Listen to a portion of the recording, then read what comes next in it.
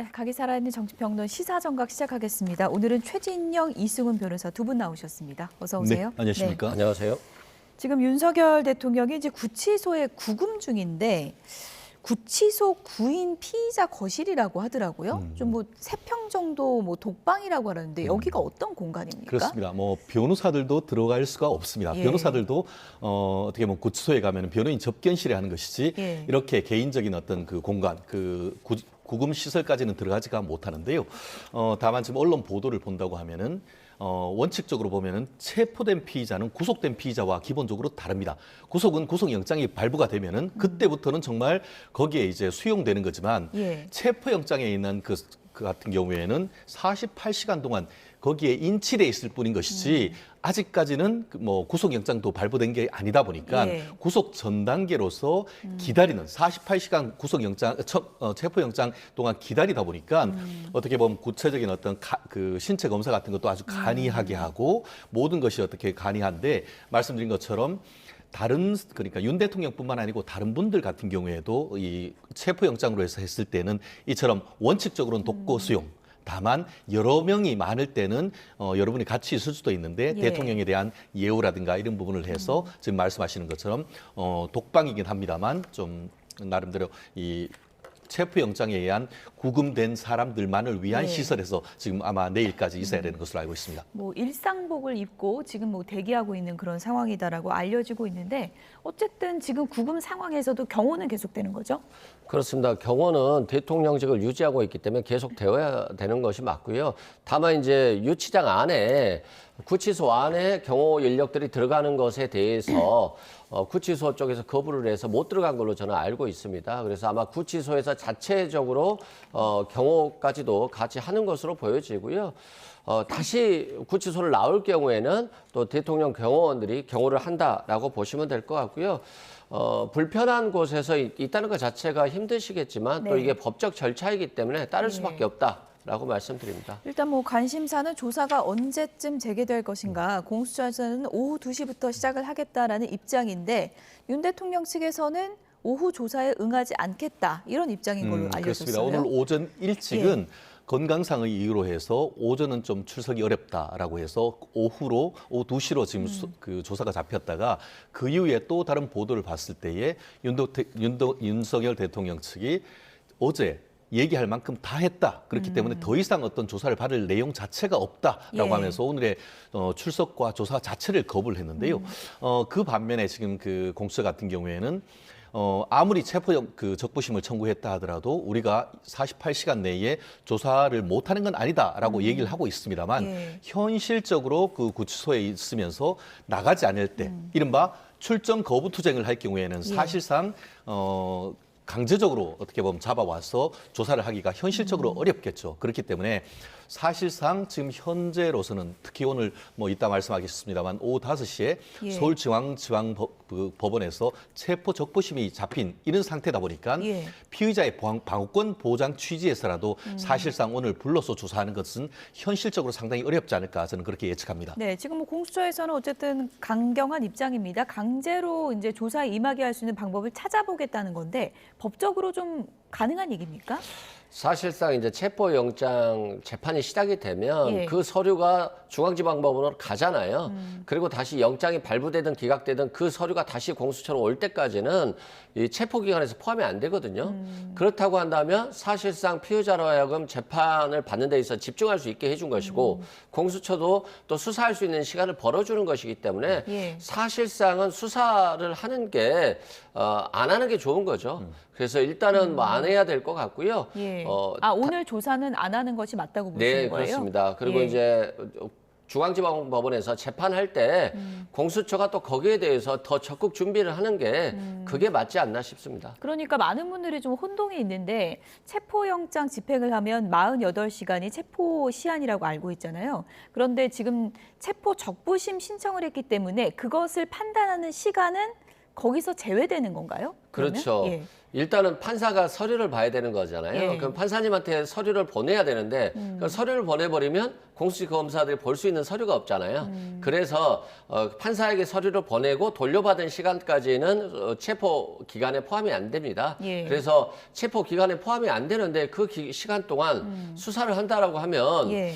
결국에는 체포 시간을 그러면 몇 시간으로 둘 건지에 대한 또 애매모호한 상황이 발생할 수가 있거든요. 그래서 그 기간 동안은 수사를 안 하는 게 맞다라고 봅니다. 네. 사실 저도 뉴스하면서 구속적부심을 많이 들어보긴 했습니다. 그런데 체포적부심은 좀 생경한 분들 많을 것 같거든요. 어떻게 봐야 됩니까? 그렇습니다. 체포적부심이란 예. 것은 뭐 사실 특별한 사유가 아니라고 한다고 하면은 신청한다 하더라도 대부분 기각될 케이스가 많습니다. 그렇기 때문에 현실적으로 우리가 구속 영장이 발부된 이후에 신청이 되면 그때 구속적부심을 하지 체포적부심을 하는 케이스는 아주 극히 드뭅니다. 예. 다만 이번 사안 같은 경우에는 일반적 사안과 상당히 다르기 때문에 아마 문제가 되는 것 같은데요. 말씀드린 것처럼 체포적부심을 하면은 두 가지를 다 봅니다. 뭐냐면은 체포영장 자체가 적법한지 그리고 또 체포영장을 집행하는 과정이 적법한지 예. 이 두 부분을 보는 것이거든요. 예. 지금 현재 그 윤석열 대통령 변호인 같은 경우에는 구속영장 자체도 위법해서 무효인 것이고 더불어서 집행도 위법했기 때문에 반드시 풀어줘야 된다는 이런 논리로 가는 것 아니겠습니까? 말씀드린 것처럼 왜 영장이 무효이냐? 예. 첫 번째, 이게 보면은 공수처의 내란과 관련되는 어떻게 보면 수사권이 없기 때문에 수사권이 없는 데서 청구를 한 영장 자체가 잘못됐다는 점. 나아가 어떻게 보면 그 관할 자체가 공수처법 31조에 의할 때 서울중앙지방법원인데 그거를 편법으로 해가지고 또 서부지방법원에 하는 신청하고 거기다가 1차 청구 같은 경우에는 형사소송법에서 어떻게 보면 보안과 공무상을 이유로 해서 거부할 수 있는 그 규정을 배제한다는 그런 내용을 들어갔지 않습니까? 그렇기 때문에 그런 부분도 무효.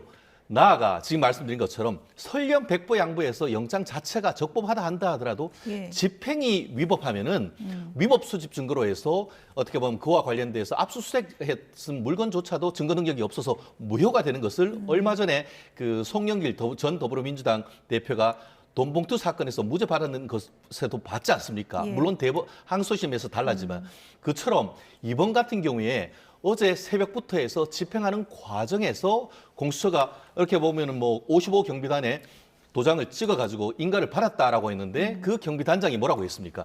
그 경비 도장 찍었을 때는 나는 그때 이미 그 공수처에 가서 나 조사를 받고 있었는데 무슨 그거냐? 그리고 그 도장 찍은 것도 내가 찍은 것이 아니고 어떻게 보면 거기 있는 수사관들이 뺏어가지고 찍었다라고 하면서 그와 같은 동의 자체가 공무서 위조이고 직권남용이다. 나아가 어떻게 보면 그분들이 도장을 찍었다 하더라도 그에 따르는 동의의 주체는 이 55 경비대장이 아니고 어떻게 보면 경호처의 차장이 돼야 되는데 그러한 절차를 다 위반했기 때문에 예. 설령 영장 자체가 위법했다 하더라도 집행에 엄청난 위법이 있기 때문에 그러한 점에 비추어서 석방하라랄 가능성, 현실적으로 상당한 가능성이 있지 않을까 봅니다. 그러니까 최진영 변호사께서는 이제 영장 자체보다는 이제 집행 과정에서의 그런 위법 가능성이 있기 때문에 이것을 받아들여질 가능성이 있다라고 보셨는데 어떻게 보세요? 저는 받아들이기 어렵다라고 예. 보는 게 그런 식으로 하면 대통령은 체포가 안 돼요.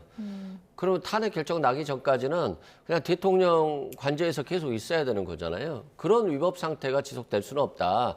대통령이 뭐 본인이 자발적으로 나왔다거나 이랬다고는 모르는데 자발적으로 나오지 않아서 결국에는 체포하기 위해서 수색하고 관저까지 침투해서 한 거 아니겠습니까? 근데 만약에 이걸 다 위법이라고 한다면 대통령을 체포할 방법이 없어요. 그리고 마약 수사 같은 경우도 검찰이 실제 체포하러 갔는데 집에 있는데 문을 열어달라고 했는데 문 열어주지 않고 있으면 문을 열고 들어가서 체포하는 경우도 있거든요. 근데 이걸 뭐 위법 수사다라고 보지 않고요. 윤석열 대통령 체포 자체가 위법 수집 증거는 될 수 없죠. 그리고 뭐 그 부대장이 그런 얘기를 했다라고 하는데요. 뭐 그건 나중에 이제 밝혀져야 될 부분인 것 같고요. 아직까지는 뭐 전혀 문제가 없는 것으로 저는 보여진다 이렇게 생각됩니다. 한 말씀만 드리면은 마약 사범의 집과 대통령 관저는 완전히 다릅니다. 마약 사범의 집이 공무상 보안 시설입니까? 아니죠.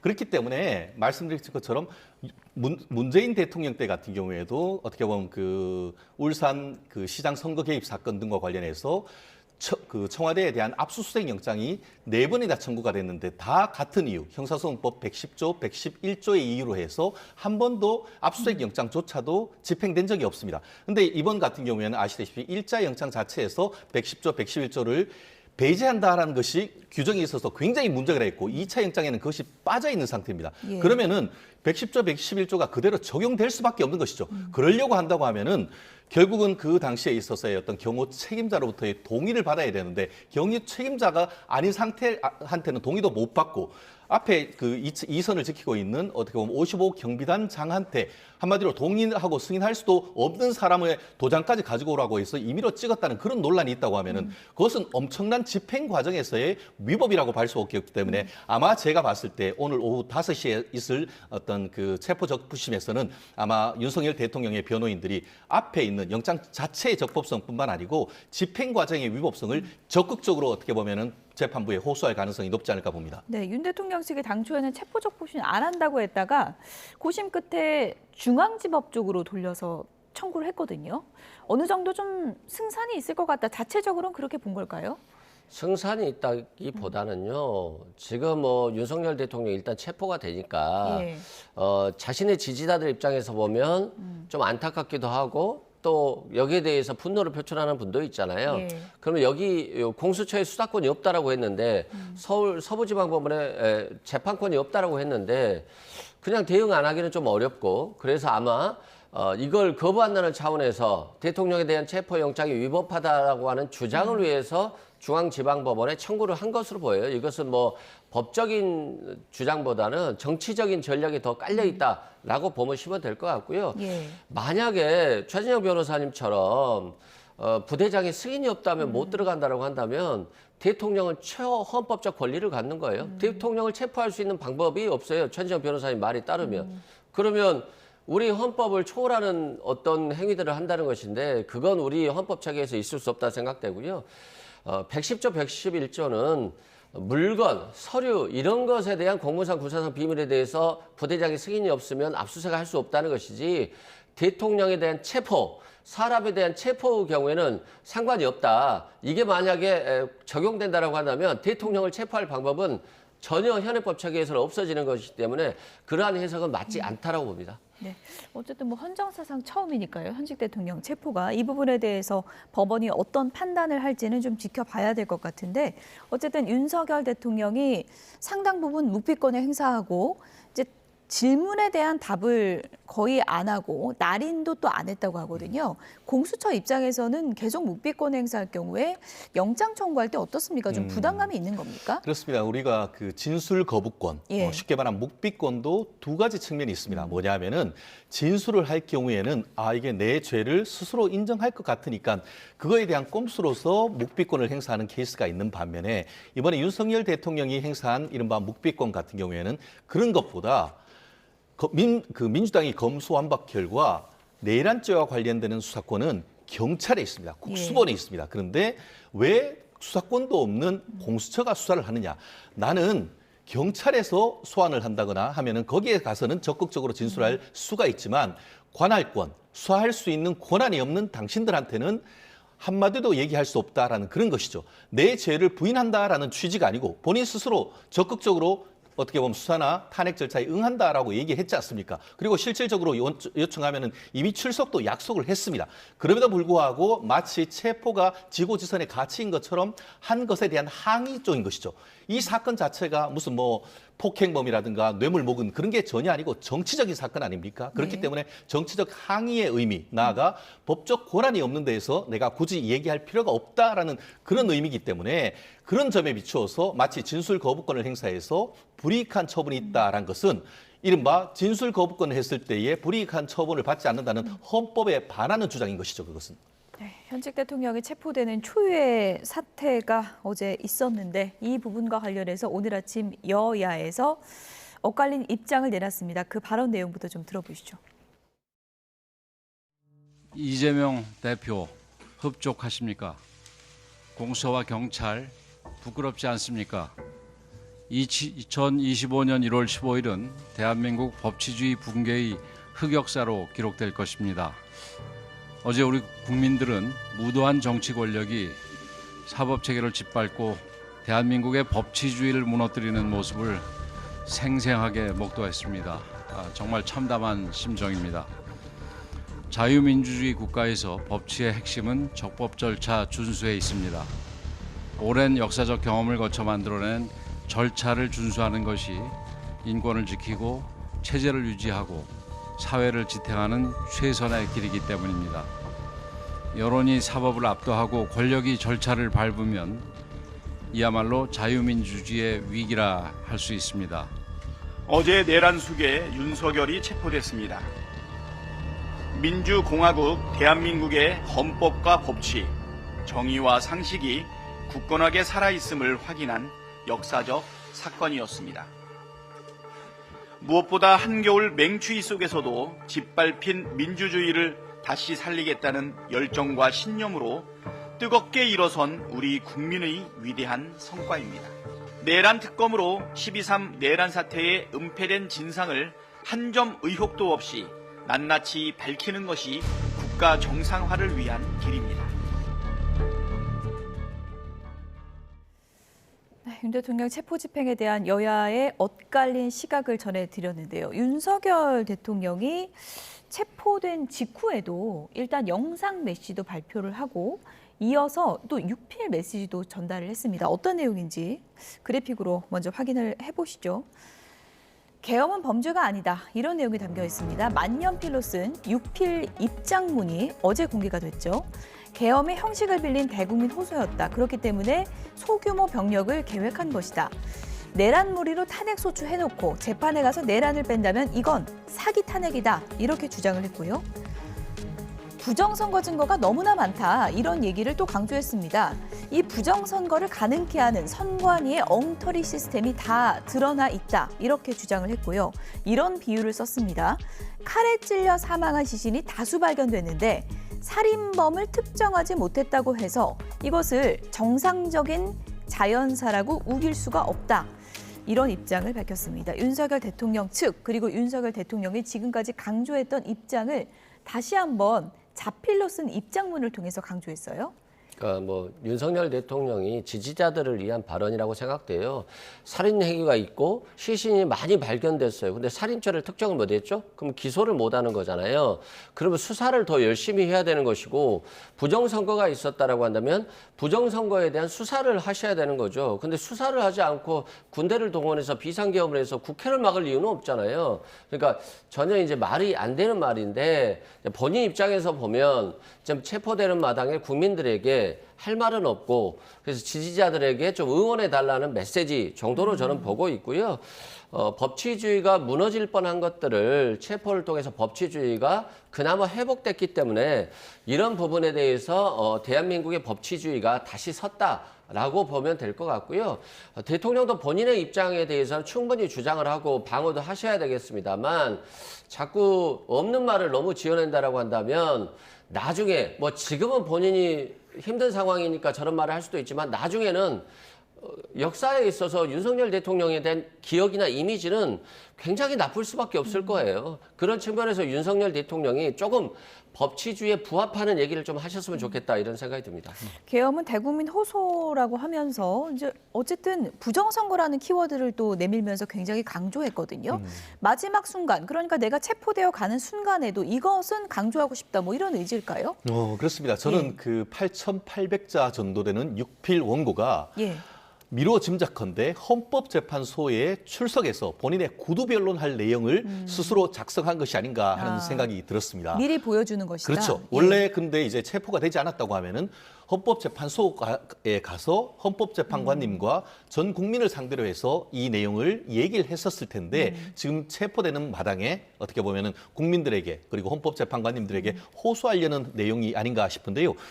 실질적으로 국민들한테 담담하게 마치 새 인사같이 하면서 처음에 했던 것이 비상계엄 자체의 상황에 대한 인식 아니겠습니까? 어떻게 보면은 전시, 사변, 이에 준하는 국가 비상사태인데 국가 비상사태란 것이 경성의 어떤 뭐 소란뿐만 아니고 이와 같이 어떻게 보면은 자유민주적 기본 질서가 굉장히 어떻게 보면은 탄핵농단, 입법농단, 예상농단에 의해 가지고 침해되고 있는 이런 상황을 얘기를 하면서 헌법이 얘기하고 있는 대통령의 전속적 권한으로서의 어떤 비상계엄을 할 수밖에 없었다는 그것을 일단 얘기하는 그 자체가 어떻게 보면 계엄 자체의 어떤 정당성을 얘기하는 것이고 그것이 바로 어떻게 보면 본인의 탄핵과 관련된 부분이기 때문에 예. 하는데 다만 상당히 입장에 따라 비판의 여지는 클 것 같습니다.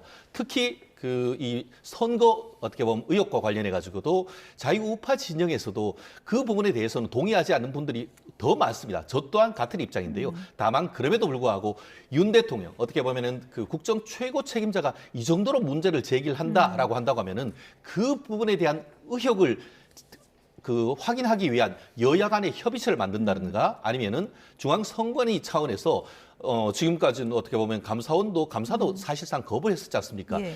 대통령이 어떻게 보면 제기하고 있는 의혹에 대해서 단순 부인할 것이 아니고 조금 더 열린 자세로 국민들한테 의혹을 해소하려고 하는 그런 노력 정도는 있어야 되는 것이 아닌가 하는 그런 여론도 적지 않다는 말씀 드리고 싶습니다. 네, 어제 체포 직전 관저를 떠나기 직전에 관저에서 어떤 일들이 있었을까요? 관저를 찾아갔던 윤상현 의원은 언론에서 이런 얘기를 했습니다. 얘기 들어보시죠. 정치는 어차피 목숨 걸고 하는 거다. 이런 일은 다 담담히 받아들일 준비가 다 돼 있으시고요. 당에 대해서는 좀 과거 검찰총장 시절에 조국 이 사건 났을 때 네. 민당 사람들 보면은 참 조국을 강력하게 비호를 한다.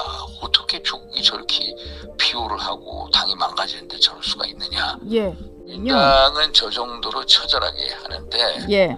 당이 좀 더 적극적으로 전투적인 정당이 돼야 된다. 예. 이런 말씀 얘기를 하셨고 공수처 젊은 검사님하고 네. 체포영장 가지고 두 분이 들어오셨습니다. 그래서 체포영장 그렇게 변호인하고 그렇게 보신 다음에 이제 딱 소명하시고 이제 나가자고 나가시면서 바깥에 이제 비서관님들 또 행정 직원분들이 쫙 도일에 있으셨거든요. 예. 그래서 잠깐 토리라도 한번 보고 가자고 그러시고 이제 2층에 올라가셔서 저쪽 주거하시는 곳을 가셔서 네. 이제 보고 나오셔서 인사하고 가신 것 같아요. 네, 관저 떠나기 직전에 그 상황에 대해서 윤상현 의원이 이런 얘기들을 했습니다. 다른 또 유튜브 채널에 출연해서는 윤석열 대통령이 그 변호인단을 위해서 아침에 샌드위치도 만들었다. 뭐 이런 후일담도 들려줬는데 윤석열 대통령이 뭐 이런 상황들, 그러니까 샌드위치도 준비하고 이런 상황들을 보면은 뭐 체포에 응하겠다는 것을 뭐 하루 전에는 마음의 준비를 다 하고 있었다. 이런 상황으로 좀 유추해 볼 수 있을까요? 본인이 대통령이다 보니까 예. 경호원들을 잘 알잖아요. 예. 경호원들이 자신을 끝까지 막아줄 것이냐에 대해서 좀 회의적인 생각을 가진 것 같아요. 또 박종준 경호처장이 들어가서 마치 자신은 온건파고 안에 있는 사람은 강경파고 그래서 내가 어쩔 수 없었다 뭐 이런 측면의 얘기를 하고 사실상은 경호처장이 이 경호의 방향에 대해서 다 진술을 해줬을 수도 있거든요. 그렇기 때문에 경찰들이 들어가서 신속하게 체포가 됐을 수도 있어요. 그런 측면에서 좀 본인 스스로는 아쉬움이 좀 있었을 것 같다. 그리고 본인도 뭐 체포될 수밖에 없다는 사정을 알고 있기 때문에 마음이 그렇게 좋은 심정은 아니겠지 않습니까? 그렇기 때문에 자신을 위해서 고생하는 변호인들에게 아침 식사로 샌드위치라도 한번 만들어주고 싶다라고 하는 생각이 좀 있었을 것 같고요. 그런 네. 측면에서 아마 식사를 제공한 것으로 보여지고요. 대통령에 대한 뭐 재판이나 기소나 수사 이건 또 변론으로 하고 역사적으로 보면 또 비극적인 일이잖아요. 박근혜 전 대통령 이후 대통령 탄핵이 더 이상 있었으면 안 되겠다 이런 생각을 했는데 또다시 몇 년 만에 또 이런 일이 발생했기 때문에 개인적으로 또 역사적으로도 또 안타까운 일이라고 생각됩니다. 압송 직전에 반려견 토리를 찾았다 그러더라고요. 그렇습니다. 예. 사실 그 부부 사이에 아이가 없다 보니까 그 유기견을 입양을 했고 사실상 아이 같은 그런 존재 아니겠습니까? 1층에는 뭐 관저가 있습니다만 2층에 토리와 또 사실은 또 김건희 여사가 있었다는 건 아니겠습니까? 잠깐 토리 만나겠다라는 것은 사실상 가족들과 잠깐 시간을 가지고 오고 있다라는 그런 취지였던 것 같은데요. 사실 어제 같은 경우에는 제가 그 현장에 있었던 국민의힘 국회의원님 한 분과 통화를 했습니다. 예. 결국 아까 말씀하신 것처럼 왜 그러면 이렇게 비교적 쉽게 어떻게 보면 공수처가 집행을 할 수 있었냐에과 관련해 가지고는 밤새 1시간밖에 윤 대통령이 못 잤다고 합니다. 그러니까 그러면서 본인 스스로도 이게 물리적 충돌이 있어서는 안 된다라는 것에 대한 기본적인 결심이 있다가 예. 7시 전후에 실질적으로 쳐들어오고 하는 과정에서 일반 시민이 다쳤다는 소식을 듣고는 그때 완전히 결심을 하고 이렇게 해가지고는 국민도 다칠 수 있고 예. 더불어서 경호처의 젊은 그 경호원들이 다칠 수도 있다는 것을 알고는 경호처와 또 변호인들한테 의견을 말했던 건 아니겠습니까? 예. 사실 1차 집행할 때는 국회의원들이 왔을 때에 들어와서 떡국이라도 먹고 가라 했는데 국회의원들이 거부했죠. 예. 결국 그 이번에도 사실 그 들어오라고 한다고 안 들어올 수 있었었는데 이미 본인이 이제 적극적으로 임의적으로 나가겠다라고 걸 얘기를 한 상황이기 때문에 예. 아마 국회의원들을 안으로 들어오라고 했었고 그 과정에서 본인이 손수 준비했던 다과도 지금 제공했는 것 같은데요. 말씀드린 것처럼 어제 같은 경우 어제 어떤 집행과 관련해 가지고는 결정적으로 어쨌든 윤석열 대통령이 본인이 임의로 출석하겠다는 결단했던 그 점이 상당한 중요한 역할을 했던 것이 아닌가 생각합니다. 예, 의원분하고 통화를 하셨다고 하니까 윤 대통령이 어제 관저에서 뭐 여러 얘기가 있었을 것 같은데 의원들한테는 뭐 어떤 당부를 했다고 하던가요? 지금 말씀드린 것처럼 예. 사실 그 얘기도 했다고 들었습니다. 뭐냐면은 윤 대통령이 현장에 나가가지고 예. 좀 국민들한테 메시지라도 좀 얘기하면 어떻겠느냐 그런 말씀도 드렸는데 네. 나중에 알고 봤더니만 이미 동영상을 찍어 놓으셨던 것이죠. 예, 예. 그리고 그 내용이 보면은 이후에 오후에 체포된 이후에 8,800자 정도로 이제 그 얘기했던 그 내용을 압축해서 2분 50초 정도로 했던 부분이다 보니까 밤새 나름대로의 어떤 대국민 메시지를 잘 준비하고 이런 어떤 그 절차, 임의로 나가는 절차에 대해서도 다 나름대로 결심을 하고 네. 준비를 했었던 것으로 그렇게 말씀하셨던 것 같습니다. 네, 이른바 뭐 관저 찾아가고 윤 대통령 지키자고 주장한 친윤 의원들, 이 친윤 의원들의 심리에 대해서 이준석 의원은 앞으로 이런 변화가 좀 있을 것 같다 이렇게 전망을 했습니다. 들어보시죠. 아무리 윤석열 대통령이 뭐 더 이상 이제 당내에 본인을 방어해달라고 하려고 해도 지령을 내릴 수 없는 공간이잖아요. 이제부터는 구치소. 그러니까 이제 영어의 몸이 됐기 때문에 예. 그 안에서 뭐 변호사 접견을 통해 가지고 당에다가 뭐 부탁 또는 지령을 내린다 불가능해지거든요. 이제 국민의힘 의원들은 해방이다 생각할 거예요. 최근 보도를 보면 지금까지도 뭐 직접 전화 오고 이렇게 하는 경우 있었는데 아무리 친윤계 윤핵관 의원이라 하더라도 예. 직접 전화 오니까 안 할 수도 없고 그런데 하면은 욕먹을 것 같고 이런 부담이 있었을 거 아니에요. 근데 이제는 뭐 구치소에 전화 올 리는 없으니까 하하. 조금은 이제 손절이 아니더라도 이런 좀 내키지 않은 일을 안 해도 된다라는 안도감은 있을 겁니다. 네, 뭐 이준석 의원의 개인 의견입니다. 그러니까 뭐 전화 와서 나를 뭐 강요할 일도 없고 이제 일종의 좀 해방감이 있지 않을까 이런 추측이거든요. 뭐 윤핵관이나 친윤들 입장에서 보면 속마음은 저럴 수 있죠. 근데 뭐 이준석 대표가 그 속마음을 저런 식으로 표현한 것 자체는 뭐 적절하지 않다라고 봅니다. 그리고 지금은 또 역사적으로 엄중한 시기이기 때문에 어떤 좀 감정성을 긁는다는 것보다는 좀 더 법치에 민주주의에 부합하는 그런 행동들을 촉구하는 방향으로 가는 게 맞다 이런 생각이 예. 들고요. 좀 아쉬운 점은 윤석열 대통령도 1시간밖에 못 잤겠습니다만 많은 국민들이 잠을 못 잤어요. 예. 그런 측면에서 저는 대통령이 왜 야당과 싸우려고 했을까? 좀 국민과 함께 가려고 했다라고 한다면 국정 동력도 회복할 수 있고 더 잘할 수 있었을 건데 그래서 아직도 야당에 대한 원망이 많으신 것 같은데요. 예. 좀 저는 내려놓고 재판과 수사에 좀 집중하셨으면 좋겠습니다. 앞으로 국민의힘이 윤석열 대통령 구금 사태 이후 어떤 방향으로 갈 것인가 아무래도 여론의 추이를 살펴볼 수밖에 없을 것 같은데요. 오늘 나온 여론조사는 또 이런 수치도 나왔습니다. NBS 여론조사고요. 당 지지율부터 보겠습니다. 국민의힘이 35, 민주당이 33, 보시는 것처럼 오차범위 내긴 하지만 국민의힘이 오차범위 내에서 역전을 했다는 것을 확인해 볼 수 있습니다. NBS 여론조사입니다. 차기 대통령 적합도도 좀 확인해 볼까요? 이재명 대표 역시나 야권에서 압도적이죠. 28%. 하지만 30%를 이 여론조사에서 넘지 못했고요. 김문수 장관 지금 13%로 이 여론조사 내에서는 1위를 기록하고 있습니다. 홍준표, 오세훈, 한동훈 이 순으로 나타나고 있는데요. 먼저 일단 뭐 여론조사 추이는 뭐 기관마다 다 다르긴 한데 이 여론조사 NBS 조사에서는 지금 역전 현상까지 나왔거든요.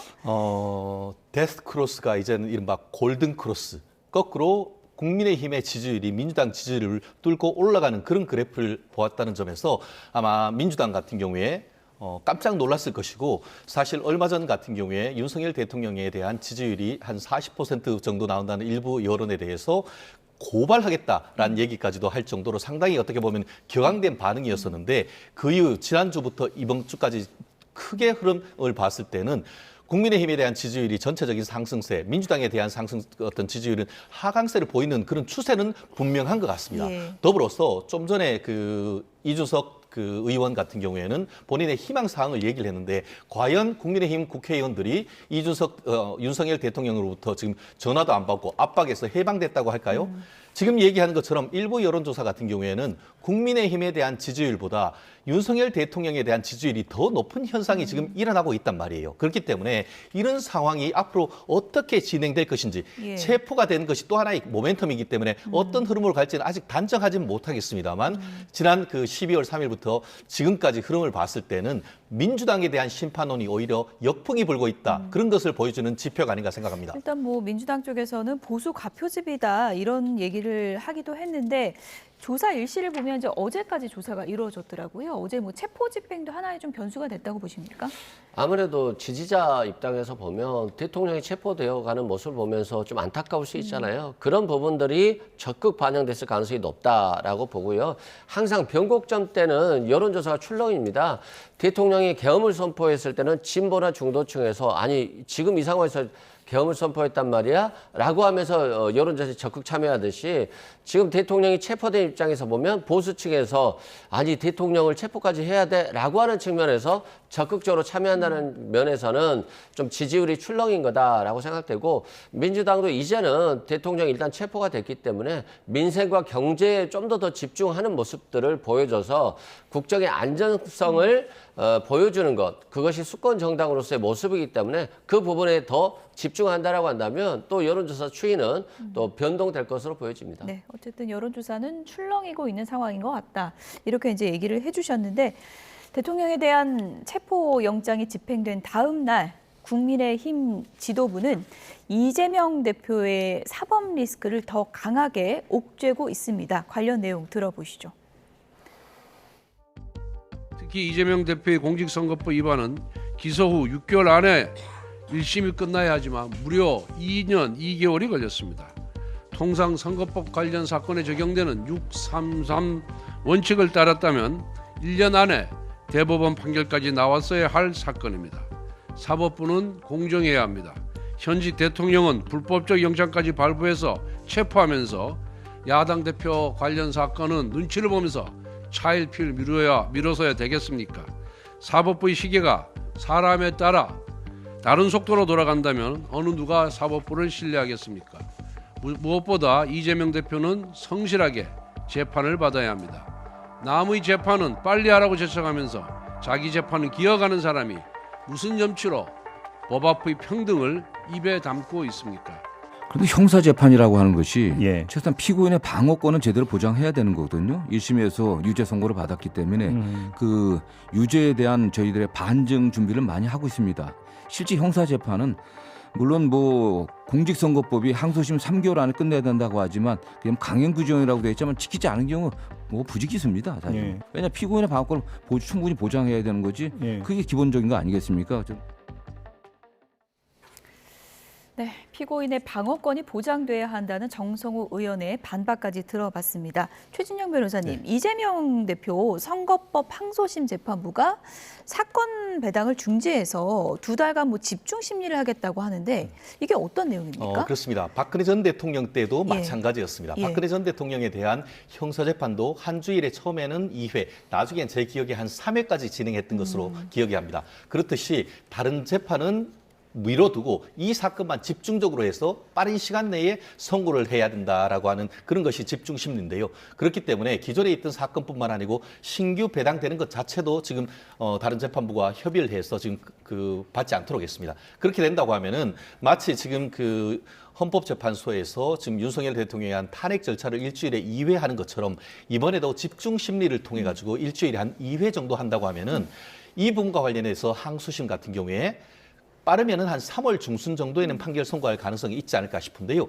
지금 정성호 민주당 의원께서 어떻게 보면 본인의 어떤 방어권을 보장해야 되는데 1심에서 2년 2개월 정도 정말 더 이상 보장하기도 힘들 정도로 최대한 보전을 했습니다. 그렇다고 한다고 하면은 이제 항소심 절차에서는 최대한 적극적으로 응하는 것이 합당하다는 것이 저뿐만 아니고 많은 사람들이 국민들이 공감하는 내용이 아닌가 생각합니다. 조기 대선 국면으로 만약에 흘러가게 된다면 이재명 대표 이 사법 리스크에 대한 그 여권의 공격은 더 강해질 것 같은데요.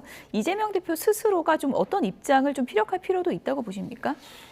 일단 뭐 여당 입장에서 보면 촉구할 수 있다고 봐요. 그렇지만 이제 촉구를 넘어서 사법부를 너무 압박하는 정도 수준에 간다라고 한다면 이건 부당한 거거든요. 형사재판이라고 하는 것은 사실상 피고인의 방어권이 가장 중요하고 무죄 추정의 원칙이 가장 중요하기 때문에 최소한 방어권을 침해하면서까지 신속하게 할 수는 없는 거거든요. 그런 측면을 간과해서는 안 될 것 같고 법원도 2달간 집중 심리를 한다라고 하는 것 결국 선고를 빨리 하겠다는 거거든요. 그런데 선거를 빨리 하겠다고 집중 심리를 하는 건 좋지만 뭐 여당의 압박에 굴복해서 뭐 제대로 된 심리가 이루어지지 않은 채 끝나서는 안 된다. 집중 심리 자체를 뭐 비판할 수는 없다 이렇게 보시는 그렇죠. 겁니까? 재판부에서 집중 심리에서 사건을 신속하게 하겠다. 이건 비판할 수 없는 거고요. 다만 그렇다고 할지라도 피고인의 방어권은 충분히 보장되어야 된다라고 생각됩니다. 네. 전국 관련 소식은 여기까지 줄이겠습니다. 지금까지 최진영 변호사, 이승훈 변호사 두 분이었습니다. 고맙습니다.